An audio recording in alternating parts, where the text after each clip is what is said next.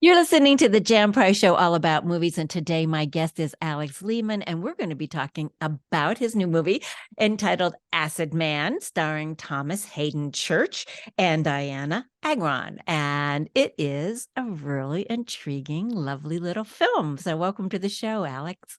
Thank you. Thanks for having me. Well, you're welcome. I thought it was just a lovely movie. Just a really um a movie for, really interesting for this time period, because I think so many of us have felt disconnected from a lot of people in our lives, and during the pandemic either we got closer or we got further away. And so this film kind of it doesn't address that, the pandemic, but those issues of feeling the disconnection that we've all gone through. Tell me, you wrote this, you produced it, and you directed it. So tell me what inspired. I know this is a very personal story for you.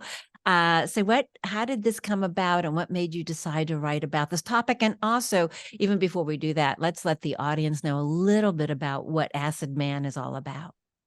Sure. Yeah, Acid Man's about an estranged father-daughter relationship, and at the beginning of the movie, we see them reconnecting as the daughter's kind of tracked her father down in the middle of the woods, in the middle of nowhere, kind of living in a messy, confusing way, and she learns some stuff about him, like he communicates with these flashing lights in the skies that he feels very certain are UFOs, or as he calls them, IFOs, because he's identified them, and he communicates with them, and that is this meaning, this purpose that he's really found. So it's the movie's it's about two things at the same time. It's about this estranged connection, and them trying to reforge that connection, as they definitely have a lot of love, but also a lot of pain and confusion, that they need to mend. And then there's also working against that, the coming to terms with her father's new beliefs that are a little hard to understand for her to relate to, and I think that's something that we all experience sometimes, and certainly in the last couple of years, there's people that we love who, I mean, listen, we've had ideas get polarized more and more, and beliefs get polarized more and more, and dare I say, politics have gotten more and more polarized. And I don't want to talk politics. I don't want to make a movie about politics, but I did want to make a movie about what happens when someone you love starts believing in things that don't make any sense to you, but that they're coming from a good place and a curious place, and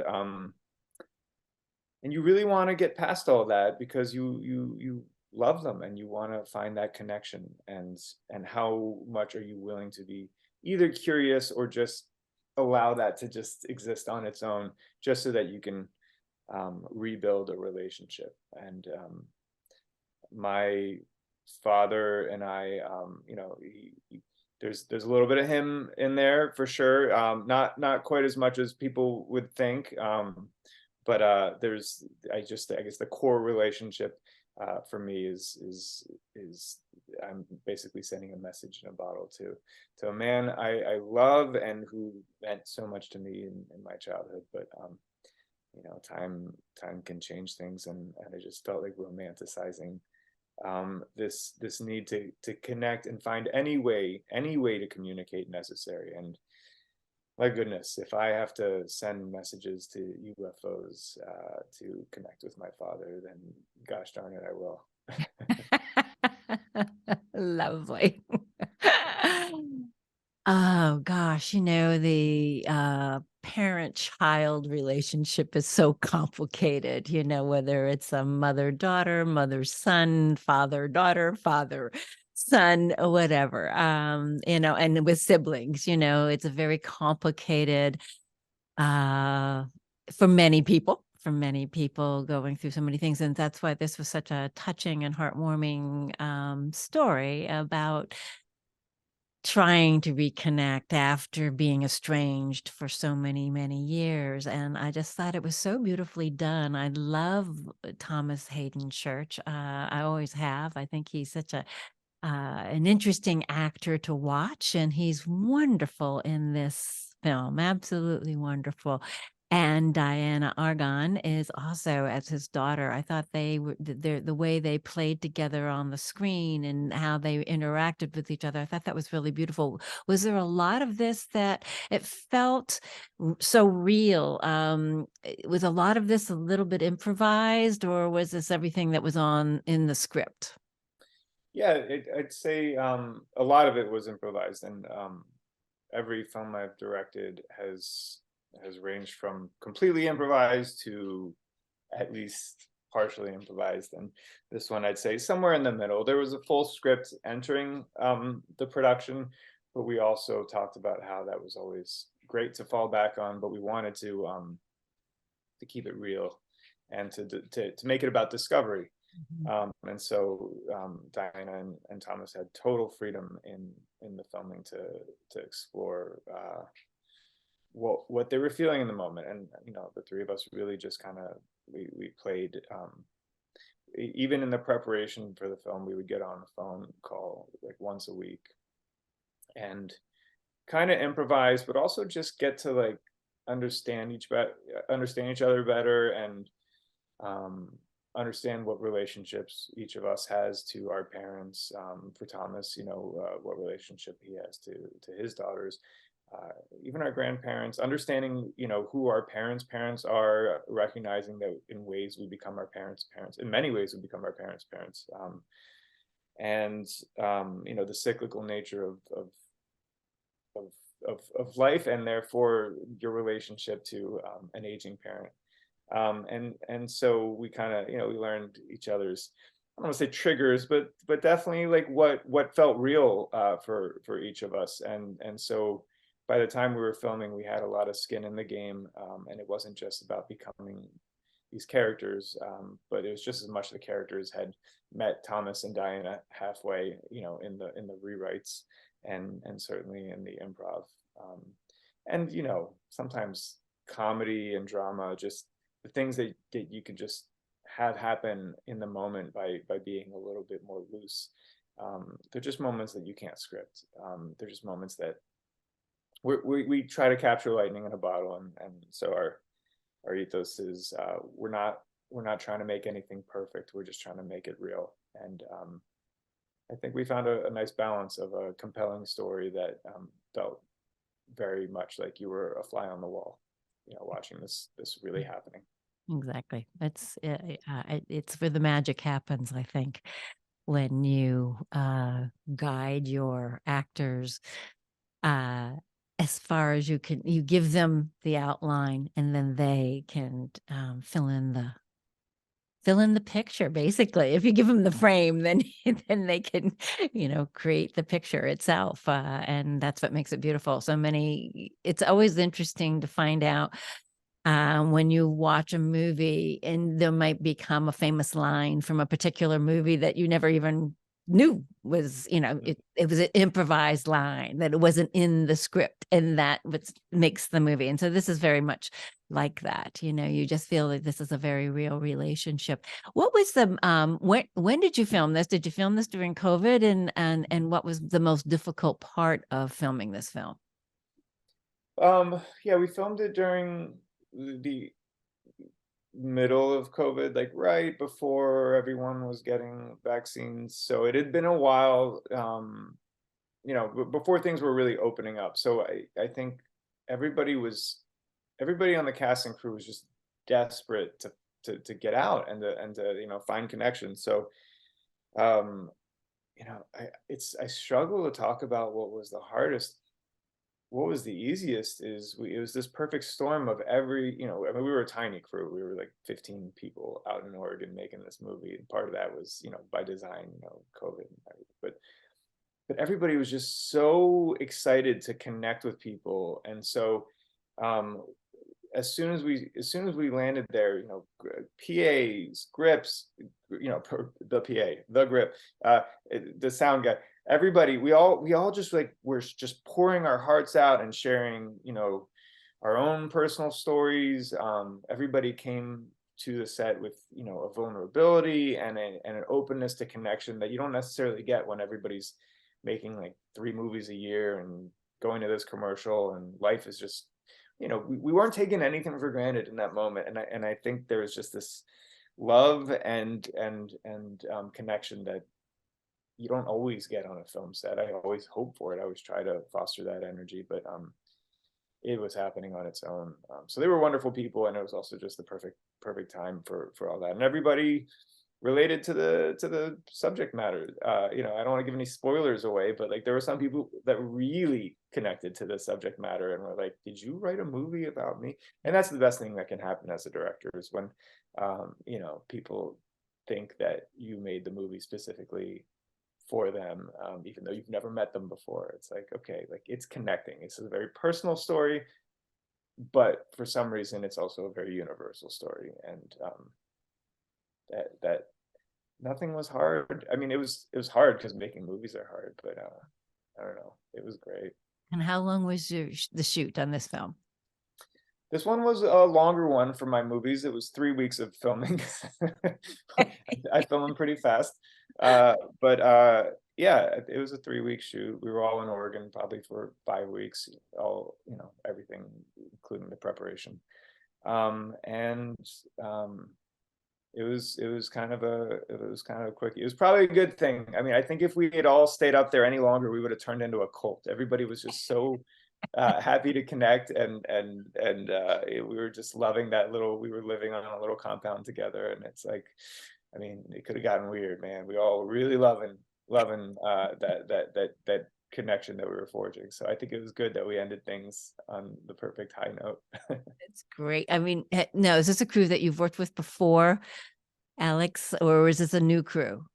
Well, there were we shot it in Oregon, so there were a fair amount of Oregon filmmakers.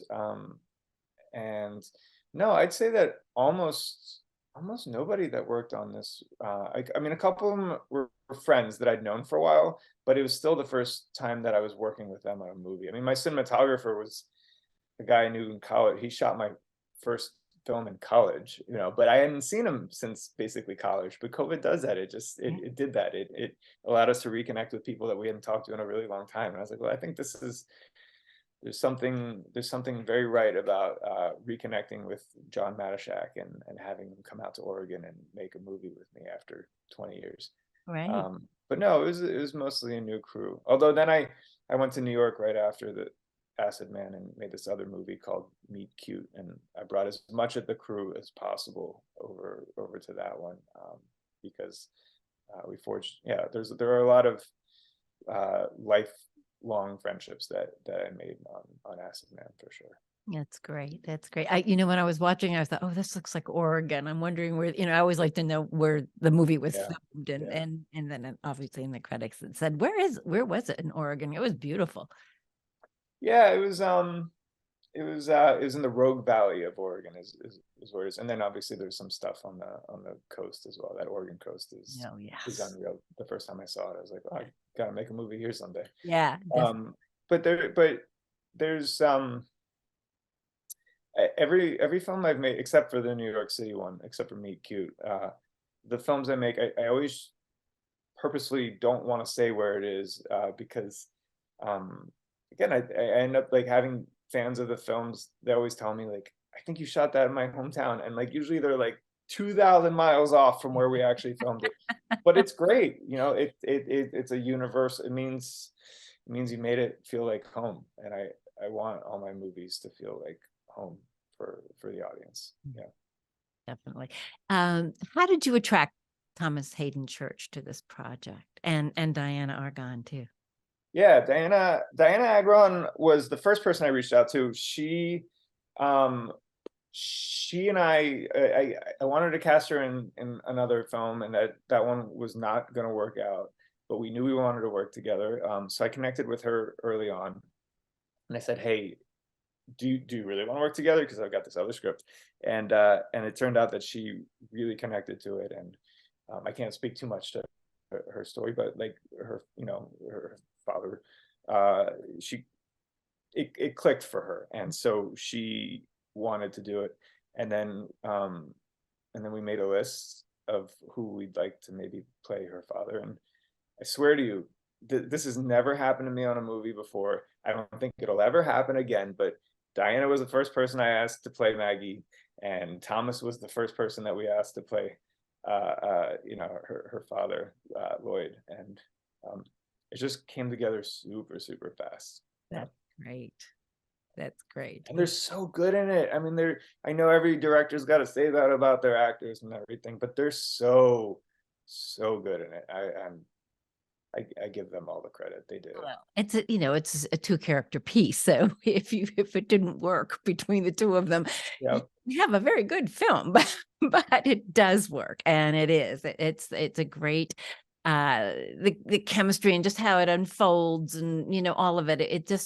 There wasn't a false note in it, and so many films can have a false note, and to me it just you're right, it felt like a fly on the wall watching this all unfold. It didn't feel like in your face about anything. It was just a very quiet film. It's kind of perfect for right now.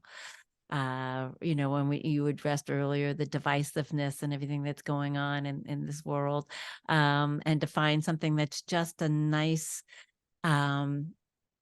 film about reconnecting. I just think that, that's just so important today. It really is. I just think so many people feel lost. One of the things you said in when I was doing and I love this, I actually love both of these.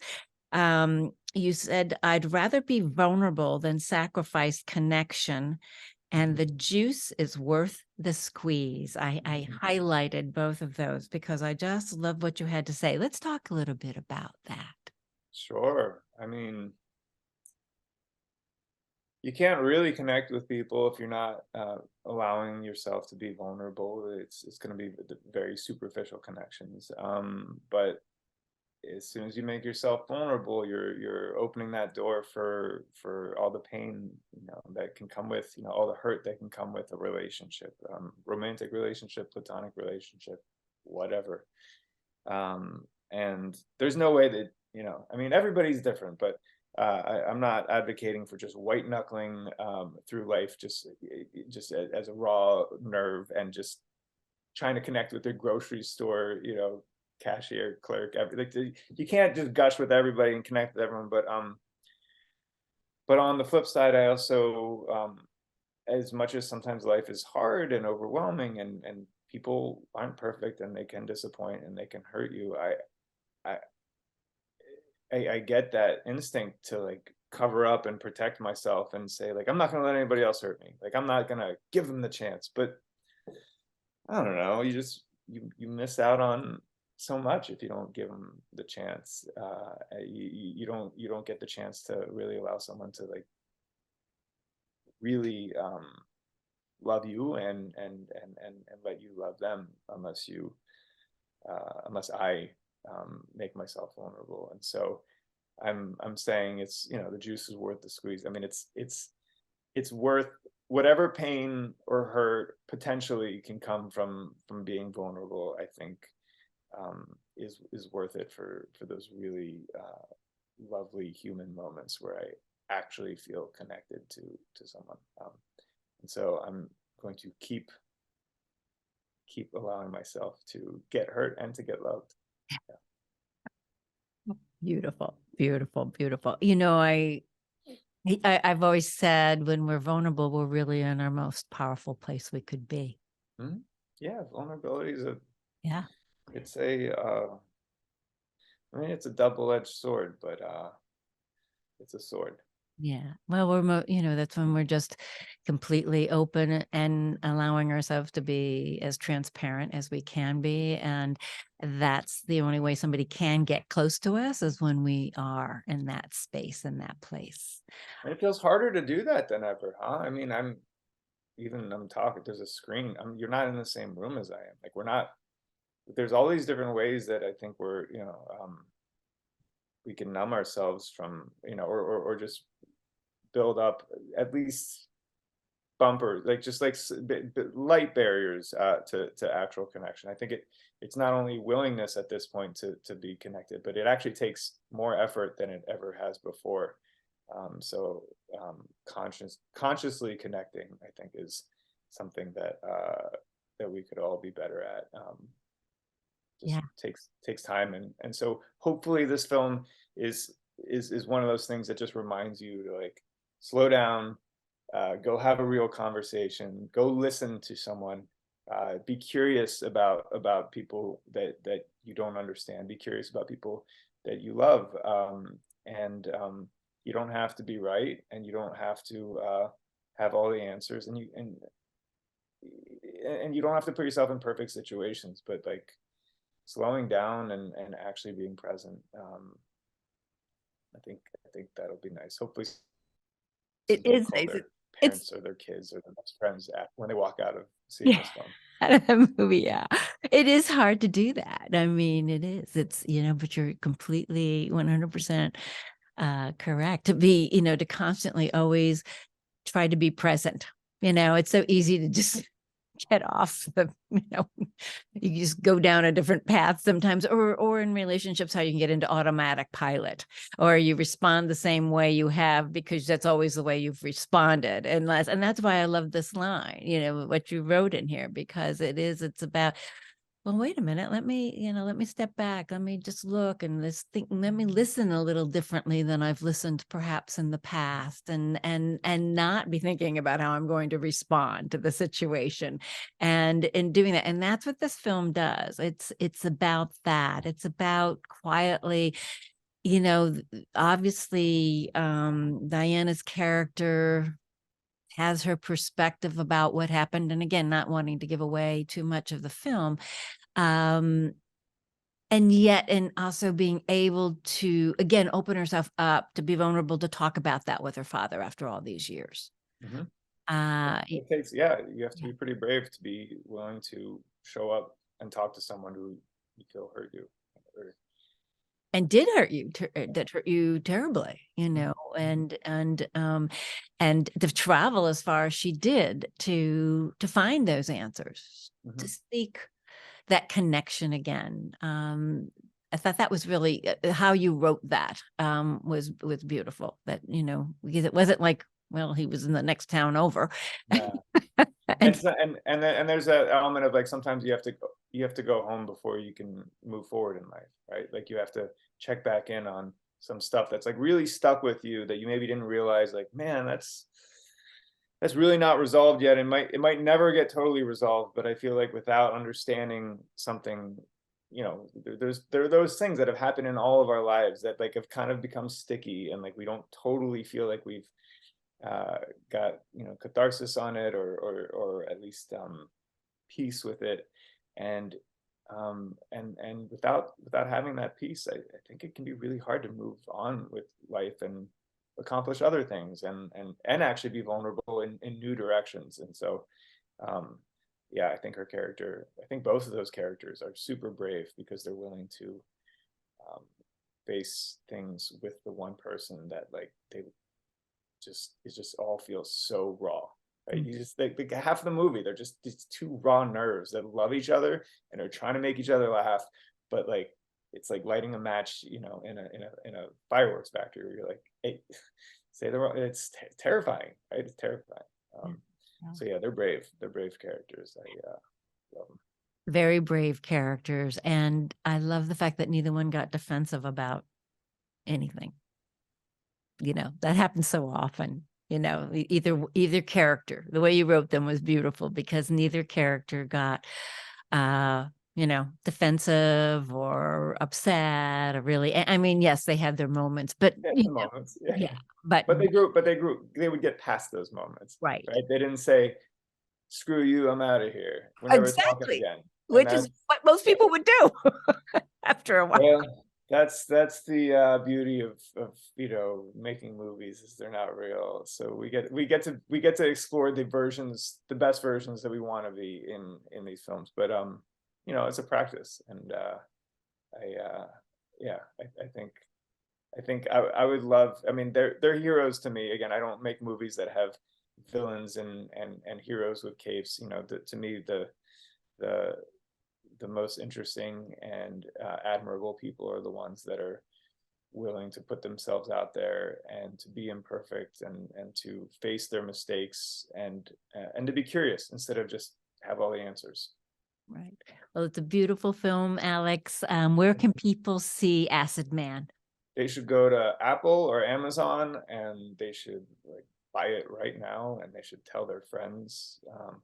This is a little indie film, so you know, if you're hearing me right now, please watch the film, and if you like it, please find all the ways to review it, and please find all the ways to tell other people about it. That I depend on fans actually speaking up and their friends listening. So That's great. yeah. Great. Thank you, Alex. I wish you much success with Acidman. Thank you so much for being on the show. Thank you, Jan. This was wonderful. Thank you.